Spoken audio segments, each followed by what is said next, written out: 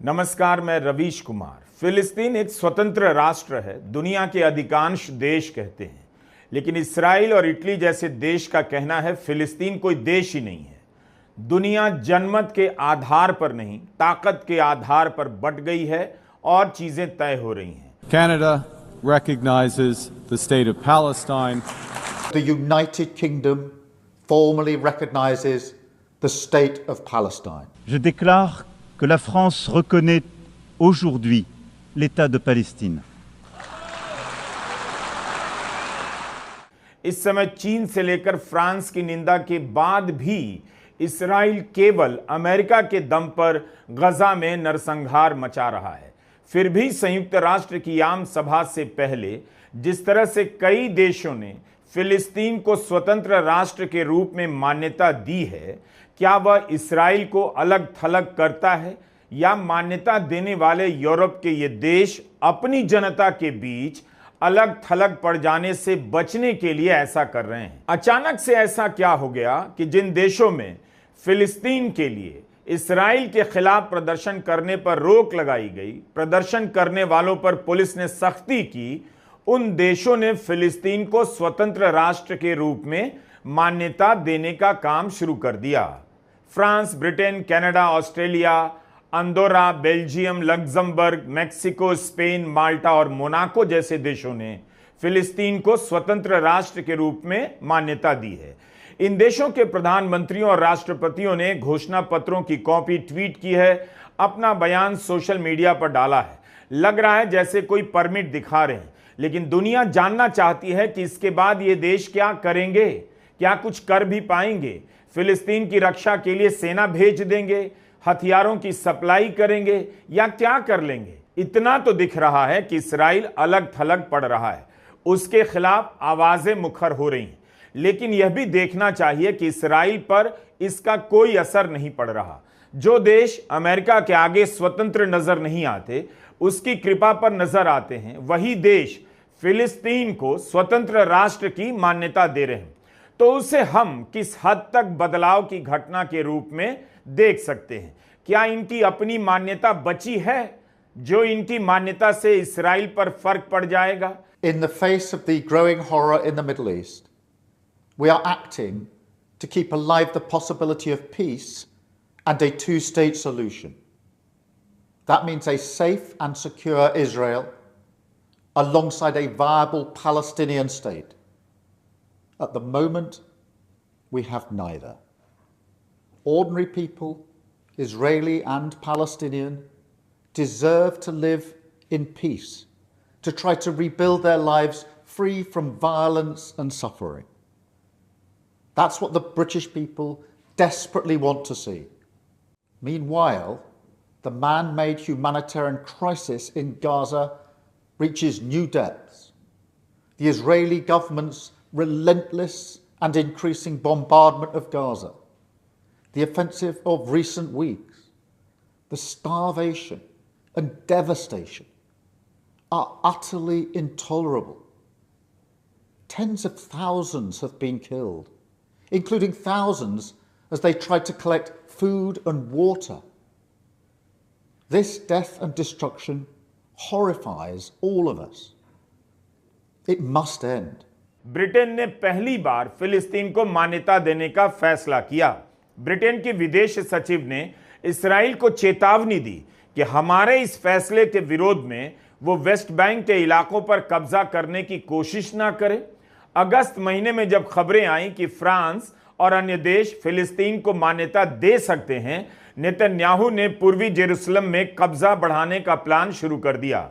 3400 घर बनाकर पूर्वी जेरूसलम को वेस्ट बैंक से अलग करने का इसराइल का पुराना इरादा रहा है।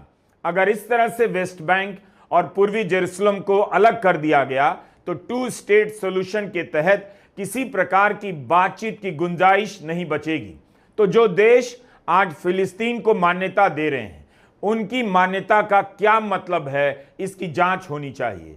26 देशों ने नेतन्याहू के इस फैसले की निंदा की और मांग की कि इस फैसले को फौरन वापस लें, लेकिन नेतन्याहू पीछे नहीं हटे।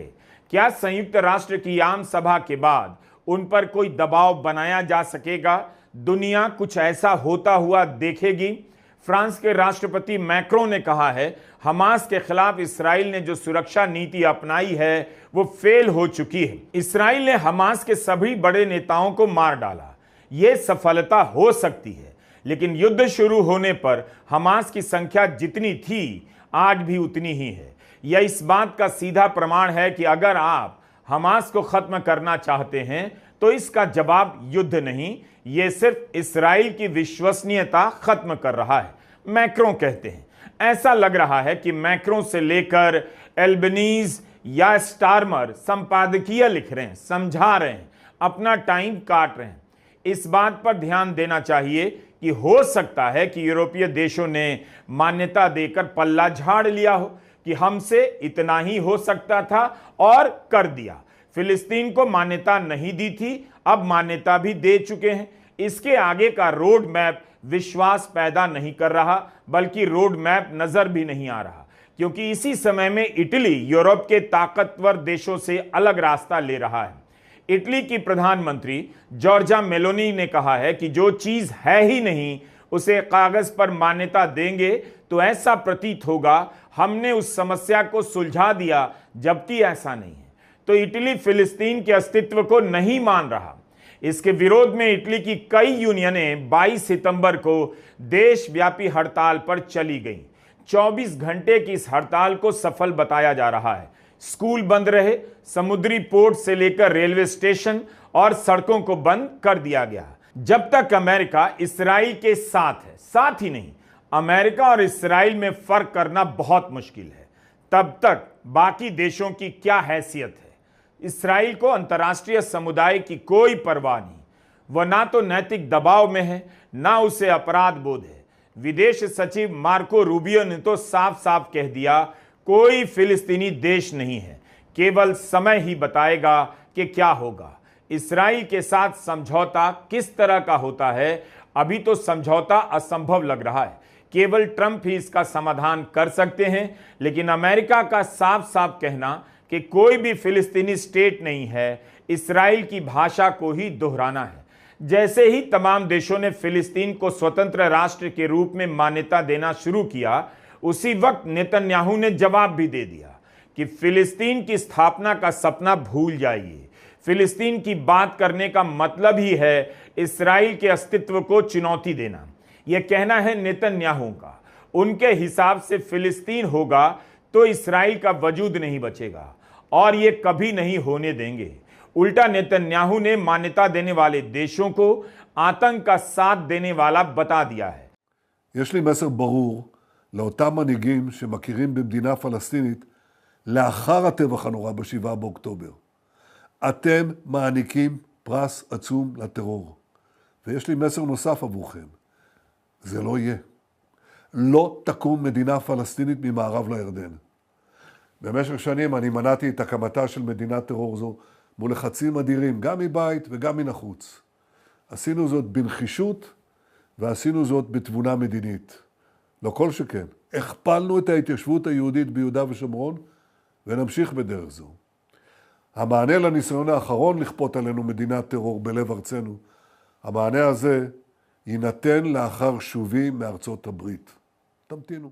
साफ साफ नेतन्याहू ने धमका दिया है। यह भी कहा है कि संयुक्त राष्ट्र से लेकर जहां भी इस्राइल के खिलाफ प्रोपेगेंडा हो रहा है उससे लड़ेंगे। नेतन्याहू को लगता है वह कुछ भी गलत नहीं कर रहे हैं। ब्रिटेन से लेकर फ्रांस तक उनके खिलाफ प्रोपेगेंडा कर रहे हैं। ठीक यही बात अमेरिका के राष्ट्रपति ट्रंप ने भी कही है। अमेरिका की रिपब्लिकन पार्टी के सांसदों ने तो ब्रिटेन के प्रधानमंत्री स्टारमर से लेकर कनाडा के प्रधानमंत्री मार्क कार्नी और ऑस्ट्रेलिया के प्रधानमंत्री एंथनी एल्बनीज को पत्र लिखा है कि फिलिस्तीन को स्वतंत्र राष्ट्र की मान्यता देकर आपने अमेरिका की नीतियों का विरोध किया है, इसके बदले आपके खिलाफ दंडात्मक कदम उठाए जा सकते हैं। Now, as if to encourage continued conflict, some of this body is seeking to unilaterally recognize a Palestinian state. The rewards would be too great for Hamas terrorists for their atrocities. This would be a reward for these horrible atrocities. मान्यता देने का बयान आ गया, तो अब आगे क्या होगा? इसराइल और अमेरिका दोनों पर फर्क नहीं पड़ा। तो अब यूरोप के देश क्या करेंगे? पिछले वर्ष संयुक्त राष्ट्र की आम सभा ने बहुमत से प्रस्ताव पास किया कि इसराइल 1 साल के भीतर फिलिस्तीन का इलाका खाली कर दे। 14 देश इस प्रस्ताव के खिलाफ थे, 43 देशों ने वोट नहीं किया, लेकिन 124 देशों ने प्रस्ताव के पक्ष में वोट किया। इसके बाद भी इसराइल ने फिलिस्तीन खाली नहीं किया। 12 सितंबर 2025 को संयुक्त राष्ट्र की आम सभा ने 2 स्टेट सॉल्यूशन को मान्यता देते हुए प्रस्ताव पास किया, जिसे 142 देशों ने समर्थन दिया। 10 देशों ने विरोध किया और 12 ने वोट नहीं दिया। 2 साल से नेतन्याहू दावा कर रहे हैं उनका देश गजा और हमास के कारण असुरक्षित है। गजा और वेस्ट बैंक में हमलों के अलावा इसराइल ने Lebanon, Syria, Yemen, Iran, Qatar पर भी हमला किया है। दुनिया के देशों को खुली धमकी दे रहे हैं, अगर उन्होंने आतंक के खिलाफ कार्रवाई नहीं की तो इसराइल यह काम करेगा। फिर भी आज दुनिया के देश गजा के साथ नैतिक रूप से खड़े नजर आ रहे हैं, कागजी रूप से भी कह सकते हैं। एक अकेले अमेरिका के दम पर इसराइल का हमला जारी है। उसी की शह पर वो ब्रिटेन से लेकर फ्रांस और कनाडा द्वारा फिलिस्तीन को मान्यता दिए जाने पर कहता है ये देश आतंकवाद के पक्ष में खड़े हैं। तो क्या हम मान लें कि अब वह नेशन स्टेट खत्म हो चुका है जो कभी कभी नैतिकता का दिखावा करता था, मानवता का रक्षक बताया करता था? अब तो दिखावा भी नहीं है।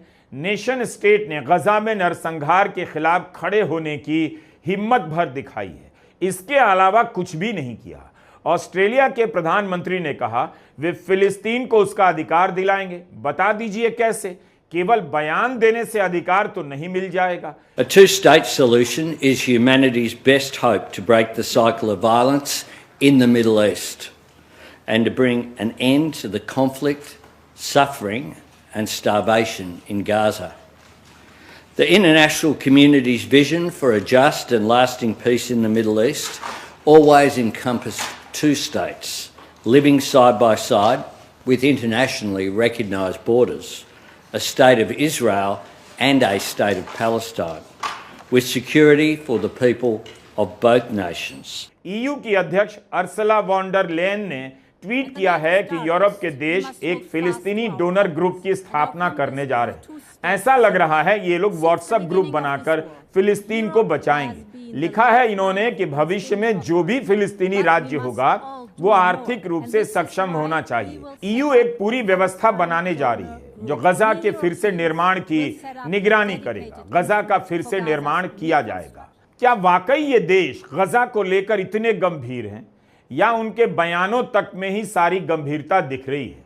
पिछले 2 साल में इन देशों के बयानों और उसके असर का रिकॉर्ड ही कुछ ऐसा है कि जिससे हमें चेतावनी मिल रही है कि इन पर भरोसा करने से पहले और रुकना चाहिए। कहीं ऐसा ना हो कि यह सब भी खाना पूर्ति साबित हो। फ्रांस के राष्ट्रपति इमैनुअल मैक्रो ने संयुक्त राष्ट्र की आम सभा में घोषणा की कि फ्रांस फिलिस्तीन को राज्य के रूप में मान्यता देता है, तो देर तक तालियां बजती रही। जबकि मैक्रो ने ही ट्वीट किया है कि आज संयुक्त राष्ट्र की आम सभा में 193 सदस्य हैं, लेकिन हम सभी बटे हैं। हम मिलकर दुनिया में बड़े टकरावों को नहीं रोक पा रहे। आम सभा में कतर ने इसराइल पर नरसंहार का आरोप लगाया है। जॉर्डन के किंग अब्दुल्ला का भाषण भी नेतन्याहू के खिलाफ था। उन्होंने कहा कि इसराइल शांति स्थापित नहीं करना चाहता और ग्रेटर इसराइल की बात करता है जो उसके पड़ोसियों की संप्रभुता और क्षेत्रीय अखंडता के लिए खतरा है। इसी हॉल में जब पिछले वर्ष नेतन्याहू भाषण देने आए तब कई प्रतिनिधि उठकर चले गए। मौजूदा सत्र में उनका भाषण 27 सितंबर को होने वाला है। उनसे एक दिन पहले 26 सितंबर को फिलिस्तीनी अथॉरिटी के अध्यक्ष महमूद अब्बास डिजिटल माध्यम से संबोधन करेंगे, क्योंकि अमेरिका ने फिलिस्तीनी अधिकारियों को न्यूयॉर्क आने के लिए वीजा नहीं दिया। ये हालत है युद्ध विराम और बातचीत की वकालत करने वाले अमेरिका की। इससे ज्यादा हिम्मत तो उन देशों ने दिखाई जिनकी अर्थव्यवस्था और सैन्य बल अमेरिका के आसपास भी नहीं। स्लोवेनिया की राष्ट्रपति ने आम सभा के अभिभाषण में साफ साफ कहा कि ना तो यह दुनिया हिटलर के होलोकॉस्ट को रोक पाई, ना ही रवांडा के नरसंहार को। अगर हम इतिहास में सही पक्ष के साथ खड़े दिखना चाहते हैं तो गजा के नरसंहार को रोकना होगा। अब कोई बहाना नहीं चलेगा। Let me end on a personal note. For the sake of future generations, to fulfill our responsibility as human beings, to ensure that we are on the right side of the history, we should do the right thing. We did not stop the Holocaust. We did not stop the genocide in Rwanda. We did not stop the genocide in Srebrenica. We must stop the genocide in Gaza. There are no excuses anymore. None. Ladies and gentlemen, thank you very much. 2024 में जब Ireland, Norway और Spain ने फिलिस्तीन को मान्यता दी थी, तब Israel ने इन देशों से अपने राजदूतों को वापस बुला लिया। क्या नेतन्याहू फ्रांस, ब्रिटेन, कनाडा से अपने राजदूत वापस बुला लेंगे? मान्यता तो भारत ने भी दी है। 1988 में फिलिस्तीन को स्वतंत्र राष्ट्र के रूप में भारत ने मान्यता दी है। कांग्रेस पार्टी लगातार फिलिस्तीन के हक में बोल रही है। सोनिया गांधी ने बाकायदा लेख लिखा है। कांग्रेस मांग करती रही कि मोदी सरकार गजा में जारी नरसंहार को रोकने के लिए मुखरता से प्रयास नहीं कर रही है, उसे प्रयास करना चाहिए। प्रियंका गांधी लगातार फिलिस्तीन को लेकर ट्वीट करती रही हैं। उन्होंने लिखा है कि भारत उन चंद देशों में था जिसने सबसे पहले फिलिस्तीन को मान्यता दी। हमने दुनिया को दिखाया कि जो सही है, मानवता के जो मूल्य हैं, उनके साथ कैसे खड़ा हुआ जाता है। 37 साल पहले जो भारत कर चुका था, वो अब ऑस्ट्रेलिया, कनाडा और ब्रिटेन ने किया है। आज भारत पिछले 20 महीनों से जिन नीतियों पर चल रहा है, वह शर्मनाक है। हमने जो पहले साहस दिखाया, अब उसका पतन दिख रहा है। जिन देशों ने फिलिस्तीन को मान्यता दी है, उन्होंने फिलिस्तीन के संघर्ष को देखते हुए मान्यता नहीं दी। उस संघर्ष को कभी मान्यता नहीं दी कि वहां एक अलग राज्य होना चाहिए। इसे भी नोट कीजिएगा। जब गजा में नरसंहार उनकी अपनी नैतिकता के अस्तित्व को चुनौती दे रहा है, तब वे इसराइल के कारण फिलिस्तीन को मान्यता देने की नौटंकी कर रहे हैं। अलग अलग देशों में इंटरनेशनल जनता बार बार सड़कों पर उतरकर गजा में नरसंहार रोकने की मांग करती रही है, लेकिन जन दबाव से सरकारों का चरित्र नहीं बदल रहा, ना अब दिल पिघल रहा है। एक आम दर्शक के रूप में आप इन घटनाओं को कैसे देखेंगे? कुछ तो देखने के लिए भी हो। दिख यही रहा है कि गजा में नरसंहार चल रहा है और यहां फिलिस्तीन को स्वतंत्र राष्ट्र की मान्यता दी जा रही है। उसका अस्तित्व मिटाया जा रहा है, मिटाया जा चुका है। निंदा के बाद भी इसराइल को रोका नहीं जा सका है, लेकिन मान्यता दी जा रही है। यह संदेश बाकी दुनिया की जनता के लिए भी है कि उनका भी हाल वक्त आने पर इसी तरह कर दिया जाएगा। जनता भी घेर ली जाएगी और बाकी देश निंदा करेंगे या मान्यता देंगे या तमाशा देखेंगे। एक बात ठीक से समझ लीजिए, आज की तारीख में किसी भी देश की विदेश नीति, विदेश मंत्रालय की हैसियत पशुपालन मंत्रालय से ज्यादा नहीं है। इन्हें भारी भरकम समझना बंद कर दीजिए, क्योंकि ये खुद की नजर में हल्के फुल्के हो चुके हैं। विदेश मंत्रालय का एक ही लाभ है कि विदेश मंत्री बनने पर कई देशों में घूमने का मौका मिलता है। हर 2 महीने पर कहीं ना कहीं सम्मेलन होता है, जिसमें प्रधानमंत्री से लेकर राष्ट्रपति तक हिंसा और युद्ध की निंदा करते हैं, लेकिन युद्ध जारी रहता है। कहीं भी इनके हस्तक्षेप से शांति नहीं आई है। ऐसा लगता है कि पूरा ग्लोबल तंत्र किसी रहस्यमयी तंत्र के कब्जे में आ चुका है, जहां अब किसी देश का प्रधानमंत्री होना, राष्ट्रपति होना, विदेश मंत्री होना कोई मायने नहीं रखता। लेकिन उम्मीद की यही एक किरण बची है कि जनता पूरी तरह से इस तंत्र की गुलाम नहीं हुई है। वह गजा में नरसंहार को गलत मानती है और सड़कों पर उतरकर विरोध करती है। जितनी कोशिशें हो रही हैं जनता को कमजोर करने की, जनता उतनी ही मजबूत होकर उभर रही है। कम से कम कोशिश कर रही है। जनता का ही दबाव है कि कई देशों की जुबान रातों रात बदली है। जुबान बदली है, क्या पता किसी दिन ईमान भी बदल जाए। इसी उम्मीद में यह वीडियो देखते रहिए। नमस्कार, मैं रवीश कुमार।